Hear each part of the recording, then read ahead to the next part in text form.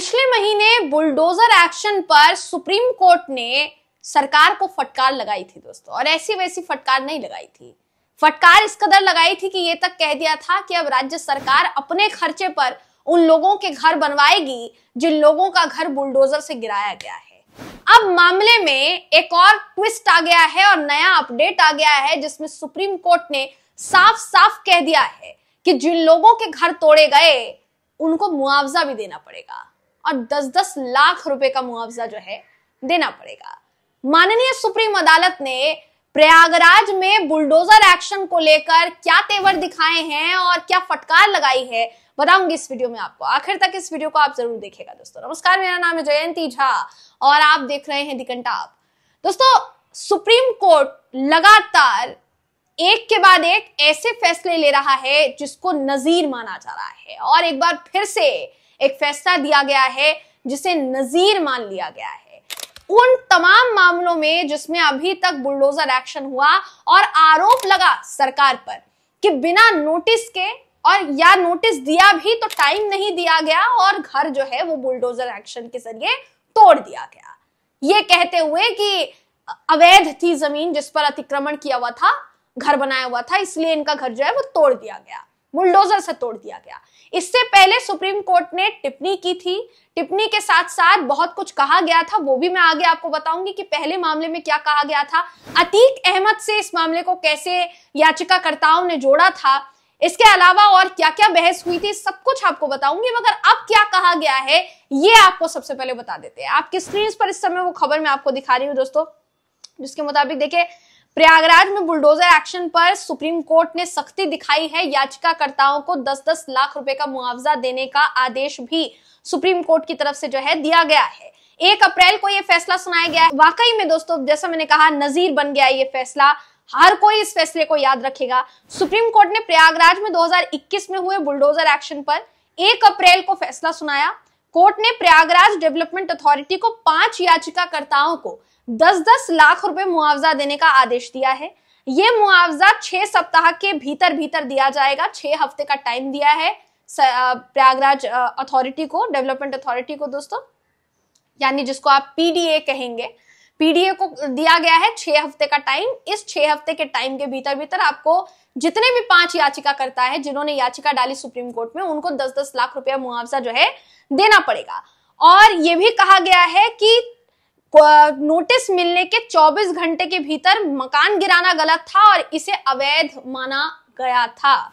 यानी साफ तौर पर यह कहा जा रहा है सुप्रीम कोर्ट की तरफ से कि जो नोटिस भेजा गया, क्योंकि अथॉरिटी की तरफ से ये कहा जा रहा है कि भाई हमने तो नोटिस दे दिया था, अब नोटिस दिया है तो घर तोड़ने का अधिकार है हमारे पास। सुप्रीम कोर्ट ने कहा आपने नोटिस दिया, 24 घंटे भी वेट नहीं किया उस नोटिस का जवाब आने का, और आपने जाकर बुलडोजर से घर तोड़ दिया, रौंद दिया घर को। ये कहां का न्याय है? कहां का न्याय है? कानून वानून है कि नहीं है? इस तरीके का आदेश जो है वो तो दिया है दोस्तों। इससे पहले टिप्पणी भी की गई थी माननीय सुप्रीम अदालत की तरफ से, मैं आगे वो भी आपको बताऊंगी, उस पर भी थोड़ा गौर करेंगे। मगर उससे पहले देखिए कोर्ट ने और क्या कहा है ये आपको बता देते। कोर्ट ने मुआवजा जरूरी है ऐसा कहा है। अब मुआवजा जरूरी क्यों है ये भी बताया है। कहा है कि मुआवजा इसलिए जरूरी है ताकि भविष्य में सरकारें जो हैं वो बिना उचित प्रक्रिया के लोगों के मकान गिराने से परहेज करें।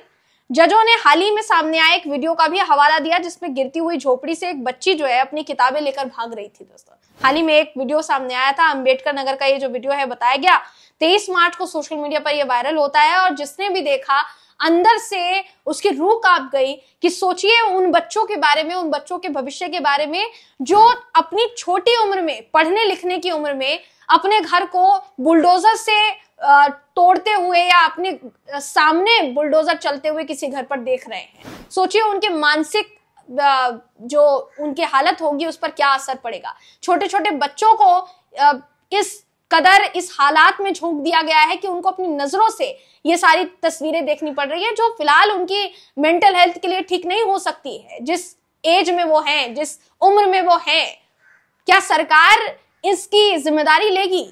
क्योंकि ये अपराध है दोस्तों एक तरीके से देखा जाए तो। सुप्रीम कोर्ट ने देखिए, जैसा मैंने बताया, पिछले महीने जो है इस पर फैसला सुनाया था। बुलडोजर कार्यवाही को लेकर कड़ी फटकार भी लगाई थी सुप्रीम कोर्ट ने उत्तर प्रदेश की सरकार को।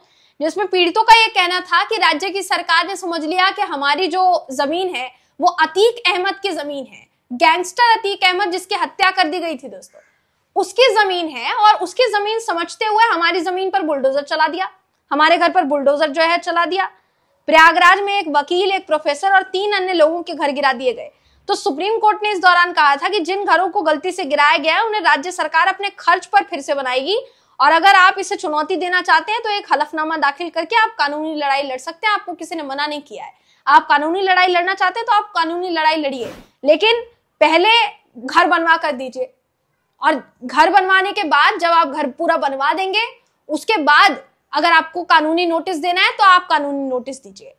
यानी सुप्रीम कोर्ट का जो तेवर है दोस्तों, मैंने शुरुआत में ही कहा, ये नजीर बनता है। ऐसे फैसलों से जनता का विश्वास हमारी सुप्रीम अदालत पर बढ़ता है, हमारे न्यायालयों पर बढ़ता है। न्यायालयों की चौखट से कोई भी शख्स बिना न्याय बाहर नहीं जाता ऐसे फैसलों की वजह से।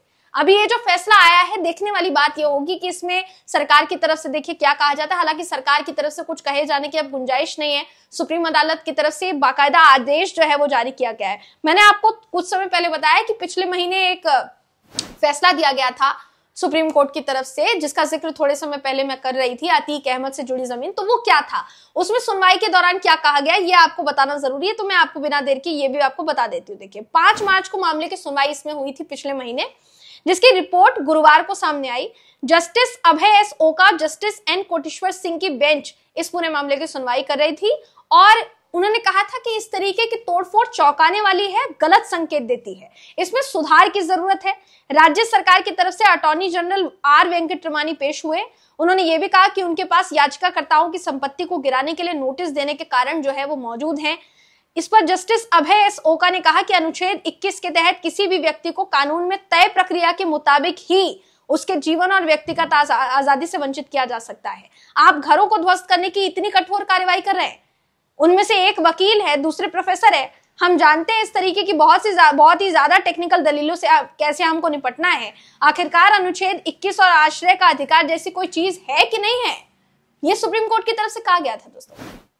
अतीक अहमद का मामला जब निकला था तो जो पीड़ित थे, जिन्होंने याचिका दाखिल की, जिनकी तरफ से पीड़ित के वकीलों ने ये कहा, जिसमें से एक वकील थे अभिमन्यु भंडारी, इन्होंने ये दलील दी कि अतीक अहमद नाम का एक गैंगस्टर था, 2023 में उसकी हत्या कर दी गई थी। हमारी जमीन को उसकी जमीन समझकर राज्य सरकार ने उनका जो बुलडोजर चला वो अतीक अहमद की जमीन को समझकर चला। यानी हमारी जमीन को अतीक अहमद की जमीन समझ लिया और उस पर बुलडोजर चला दिया। तो राज्य सरकार को कम से कम अपनी गलती तो मान लेनी चाहिए, ये पीड़ित के वकील ने कहा। इस पर अटॉर्नी जनरल ने कहा कि याचिकाकर्ताओं को नोटिस का जवाब देने के लिए उचित समय दिया गया था, लेकिन जस्टिस ओका का कहना था कि वो इससे सहमत नहीं है। नोटिस इस तरीके से क्यों चिपकाया गया, कुरियर से क्यों नहीं भेजा गया? कोई भी इस तरीके का नोटिस देगा और तोड़फोड़ करेगा। ये तोड़फोड़ का एक ऐसा मामला है जिसमें अत्याचार शामिल है। आप कहते हैं डाक से भेजने की कोई प्रक्रिया नहीं है, यहाँ नोटिस डाक से भेजा गया है। कुल मिलाकर ये कहा जा सकता है कि सुप्रीम कोर्ट ने पहले भी फटकार लगाई थी और अब एक और झटका दे दिया है कि मुआवजा भी दीजिए परिवारों को, क्योंकि ये सही नहीं है कि आप नोटिस जाकर चिपका देते हैं घर के पास, उनको देते भी नहीं है। 24 घंटे के अंदर अंदर जो वक्त है उनको वो भी नहीं मिला जवाब देने का, और आपने घर भी तोड़ दिया उनका बुलडोजर से। तो ये तो कतई स्वीकार नहीं किया जाएगा। सुप्रीम कोर्ट के द्वारा इस कार्यवाही पर हम आपकी राय जानना चाहेंगे दोस्तों कि आप इस पर क्या सोचते हैं। अपनी राय हमें कमेंट करके जरूर बताइएगा। अगली वीडियो में आपसे फिर मुलाकात होगी, तब तक के लिए नमस्कार।